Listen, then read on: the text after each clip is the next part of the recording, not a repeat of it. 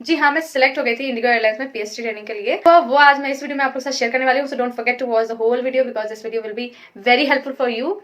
Hello everyone, myself Ashish and welcome back to my channel. So guys, I'm back with another interesting video guys. So guys, आज इस video में फिर से मैं आप लोग के साथ शेयर करने वाली हूँ मेरा लास्ट इंटरव्यू एक्सपीरियंस जो कि शादी से पहले मैंने दिया था। जी हाँ, मैं सिलेक्ट हो गई थी इंडिगो एयरलाइंस में पीएचडी ट्रेनिंग के लिए। आगे क्या हुआ वो आज मैं इस वीडियो में आप लोग के साथ शेयर करने वाली हूँ। So don't forget to watch the whole video because this video will be very helpful for you all. कि अगर आप लोग मुझे कमेंट करोगे कि पीएचडी ट्रेनिंग क्या होती है, उससे रिलेटेड सारी डिटेल्स हमको चाहिए तो मैं उस पर वीडियो जरूर बनाऊंगी। सो गाइज, ये इंटरव्यू मैंने दिया था लास्ट टाइम पे लखनऊ में। Interview details and the date also. मैं सुबह सुबह जैसे कि मैं हर बार जाती थी वैसे ही मैं पहुंच गई। 8 बजे की टाइमिंग थी, मैं पहुंच गई थी 8:30 तक। एंड उसके बाद जैसे जैसे सारे प्रोसेस हर बार होते हैं कि फर्स्ट राउंड हुआ तो फर्स्ट राउंड में एचआर ने मुझसे जो जो क्वेश्चंस किए थे वो क्वेश्चंस का वीडियो मैं नेक्स्ट बनाऊंगी, तो आप लोग इसमें देख लीजिएगा कि मुझसे लास्ट टाइम क्या क्वेश्चंस किए गए थे, क्योंकि क्वेश्चंस मैं इसमें रिवील नहीं करने वाली हूँ। जैसे ही वो राउंड हुआ वो राउंड मेरा क्लियर हो गया एंड फिर मुझे लगा कि यार चलो अच्छा देखते हैं, बीएमआई तो हो ही जाएगा क्लियर। वैसे भी बीएमआई मेरा हर बार क्लियर हो जाता था। तो फिर मैं बीएमआई के लिए गई और बीएमआई के दौरान भी एचआर ने मुझसे कुछ क्वेश्चंस किए थे, वो भी मैं आप लोग के साथ नेक्स्ट वीडियो में शेयर करूंगी। बीएमआई राउंड में भी मेरा सारा चीज सब सही निकला था, तो वो राउंड में मेरा इजीली क्लियर हो गया था। एंड फिर आया था मेरा थर्ड राउंड जो कि हुआ था ऑन कॉल। यस गाइस, हर बार तो मतलब होता था थ्रू द लैपटॉप हो जाता था या फिर एचआर के पास में ही होता था। मेरे साथ तो ये फर्स्ट एक्सपीरियंस था कि फोन पे हुआ था through call, but third round में 3-4 क्वेश्चंस मुझसे किए गए थे। सभी का मैंने बहुत ज्यादा कॉन्फिडेंस से रिप्लाई दिया। एंड उसके बाद फिर मुझे बोला गया कि वेट करिए आप, एंड जिसका जिसका नाम लिया जाएगा उनको अनाउंस किया जाएगा, आप नीचे जाकर वेट कर लो। तो फिर मैं नीचे आकर सभी के साथ वेट कर रही थी एंड वहाँ पे भी मैं कुछ लोगों से मिली, नई फ्रेंड्स बनाए मैंने, उनसे बात करी, सबका एक्सपीरियंस पूछा। तो कई लोग वहाँ पे 11वीं बार आ रहे थे। यस गाइस, हार नहीं माननी चाहिए। मेरा कहना है कि सभी लोग जो हार मान जाते हैं ना, इसी से पता चलता है कि हार मानने वालों की कभी जीत नहीं होती। फिर एचआर आई वहाँ पे, तो फिर एचआर ने सबके नाम लिए जिसमें से मैं फिंगर क्रॉस करके बैठी हुई थी कि मेरा भी नाम आ जाए, मेरा भी नाम आ जाए। एंड सडनली मेरा नाम आ गया, बट वहाँ भी कंफ्यूजन ये हुआ कि ये नहीं पता था कि ये जाने वालों के लिए है या फिर जो सिलेक्ट हुए हैं उनका नाम है। तो फिर मैं भी वहाँ पे जाके खड़ी हो गई। तो फिर वहाँ पे थोड़ी देर बाद फिर एचआर चली गई थी किसी काम। सारी लड़कियां और भी बैठी हुई थी, कम से कम 20-30 लड़कियां, 20 लड़कियां तो रही होंगी। फिर उसके बाद एचआर थोड़ी देर बाद वापस आई। उन्होंने कहा कि जिन लड़कियों का नाम लिया गया है वो हमारे साथ आगे कंटिन्यू करेंगी एंड जिनका नाम नहीं लिया गया है वो आज के लिए जा सकती हैं।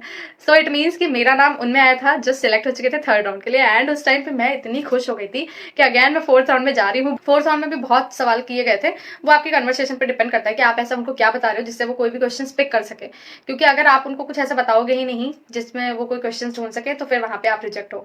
तो फिर इस बार मैंने काफी लंबी चौड़ी स्टोरीज वगैरह बना के एंड बहुत सारा मसाला वगैरह लगा के सारी चीजें उनको बताई। तो उन्होंने मुझसे कई सारे इस बार क्वेश्चन किए, मतलब बैक टू बैक क्वेश्चन मुझसे हो रहे थे इस बार। फिर बोला गया कि वेट करिए एंड 1:30 बजे से फिर उन्होंने 2:30 बजा दिया था सिर्फ अनाउंसमेंट के लिए। 1 घंटे बाद उन्होंने अनाउंसमेंट करी कि कौन कौन फोर्थ राउंड में सिलेक्ट हुआ कौन नहीं। उसके बाद फिर 2:30 बजे के करीब, मतलब 2:30 बजने वाला था, फिर मैम आई एंड एचआर ने बोला कि अब मैं जिनका जिनका नाम लेने वाली हूँ वो लोग फोर्थ राउंड में सिलेक्ट हो गए हैं, जिनका जिनका नाम नहीं लेंगे वो सिलेक्ट नहीं हुए हैं तो वो जा सकते हैं। ठीक, फिर अचानक से मैम ने मेरा नाम भी लिया 3-4 लड़कियों के बाद।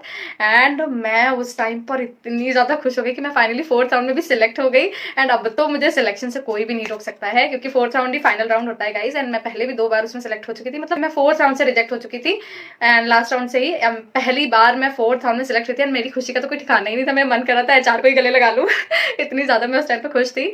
बट फिर काफी देर मैंने वेट किया एंड फिर उसके बाद मैम आई, हम लोग को एक रूम में बैठा दिया था ऊपर साइड पे जहाँ पे हमारा लास्ट इंटरव्यू हुआ था फोर्थ राउंड। फिर वहाँ पे ही जब हम बैठे हुए थे तो फिर मैम आई, तो उनमें से मैम ने बोला कि इस बार डायरेक्ट कोई भी सिलेक्ट नहीं हुआ था, सिर्फ एक लड़की उनमें से सिलेक्ट हुई थी। हम 6 लड़कियां थी, हम 6 लड़कियों में से सिर्फ एक लड़की डायरेक्ट सिलेक्ट हुई थी एंड बाकी सारी लड़कियों को पीएचडी में डाल दिया गया था पीएचडी ट्रेनिंग के लिए।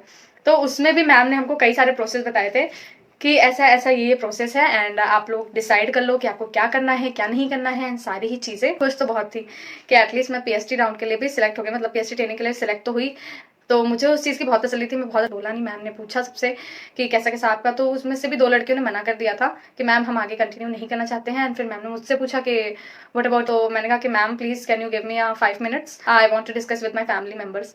तो बोली कि okay just take your time. फिर मैं गई एक कॉल पे, अपने मम्मी से बात करी एंड सबको बताया, पैसे वगैरह के बारे में बताया कि वहाँ पे ऐसा ऐसा मांग रहे हैं एंड ये सब प्रोसेस है। तो मम्मी ने बोला कि जैसा तुम्हें ठीक लगे। तो मैंने बहुत ज्यादा सोचा, फिर मैंने अपने वुड बी से भी बात करी क्योंकि मेरी शादी तो होने वाली थी एंड ट्रेनिंग में क्या है कि बहुत ज्यादा लॉन्ग टाइम लेता एंड अब मेरे पास टाइम बिल्कुल भी नहीं बचा था क्योंकि जस्ट मेरी तो शादी नेक्स्ट मंथ में।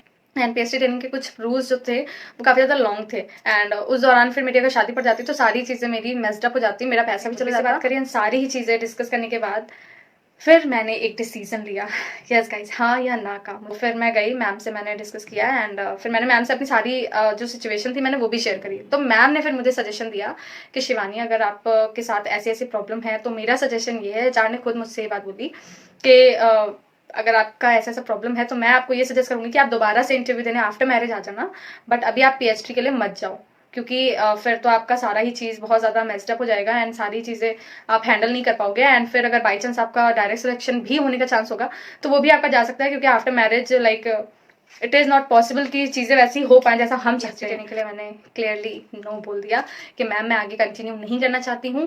तो फिर हम 3 तो निकल ही गए थे एंड उनमें से एक तो सिलेक्ट हुई थी डायरेक्ट एंड 2 लड़कियों ने पीएचडी ट्रेनिंग के लिए हाँ कर दी थी। तो आई डोंट नो क्या वो कर रही हैं या नहीं। अब मैं आफ्टर मैरिज, अब वैसे भी मेरे पास टाइम नहीं निकल पा रहा है कि मैं इंटरव्यू देने जा पाऊँ एंड आई गेस नहीं था किस्मत में तो कोई नहीं, बट या मैंने ट्राई बहुत किया एंड मुझे कोई रिग्रेट नहीं है अपने ना सिलेक्ट होने पर, बिल्कुल भी नहीं है। मतलब क्यों रिग्रेट करना यार, मैंने ट्राई तो किया ना। एंड मैं तो वैसे भी सिर्फ एंजॉयमेंट के लिए जा रही थी, मेरे पास ऐसा नहीं कि सिर्फ प्रोफेशन में मेरे पास सिर्फ और सिर्फ एयरलाइंस का ही था कि मैं सिर्फ कैबिन क्रू ही बनना चाहती हूँ। कैबिन क्रू तो मैंने बस यूं ही एक शौकिया उठाया था कि चलो एक बार ट्राई करते हैं अपना लक। तो मैंने लक ट्राई किया एंड एट द एंड वो काम भी आया, बट कुछ थोड़ा बहुत इधर उधर हो गया तो कोई नहीं, मुझे कोई भी रिग्रेट नहीं है। एटलीस्ट मैं पीएचडी ट्रेनिंग के लिए सिलेक्ट हुई थी, मेरे लिए यही बहुत बड़ी बात है। एंड गाइज आप लोगों को मैं सजेस्ट करना चाहूंगी कि don't give your hopes down, क्योंकि कभी भी आपका लक आपका साथ दे सकता है। सिर्फ ये लक की ही बात होती है, उस दिन आप अच्छा करो ना करो ये डिपेंड नहीं करता है। कई दिन आपका अच्छा चल जाता है, कई दिन आपका बुरा जाता है। आपके साथ इसीलिए शेयर कर दी थी ताकि आप लोग भी अपनी होप्स ना हारो एंड ट्राई जरूर करो। एंड अब मैंने शादी कर ली है तो अब मुझे अपनी न्यू लाइफ एंजॉय करनी है एंड या इंटरव्यू का देखा जाएगा, अगर मन हुआ तो मैं जाऊंगी तो आप लोग के साथ शेयर करूंगी। अदरवाइज मैं सारी डिटेल आप लोग के साथ इसी तरह से कंटिन्यूअसली शेयर करती रहूंगी related to cabin crew. So don't forget to subscribe my channel and also hit the bell icon and comment down जरूर कीजिएगा अगर आप लोग की कोई भी क्वेरी है रिलेटेड टू कैबिन क्रू। मैं सारी ही आप लोग के साथ मिसकंसेप्शन आप लोग के साथ क्लियर करती रहूंगी एंड आगे भी मैं related to cabin crew videos बनाती रहूंगी। So that's it for today's video, guys. If you like this video and you find this video helpful, so don't forget to subscribe my channel and also hit the bell icon and don't forget to share this video with your friend and family. So bye bye.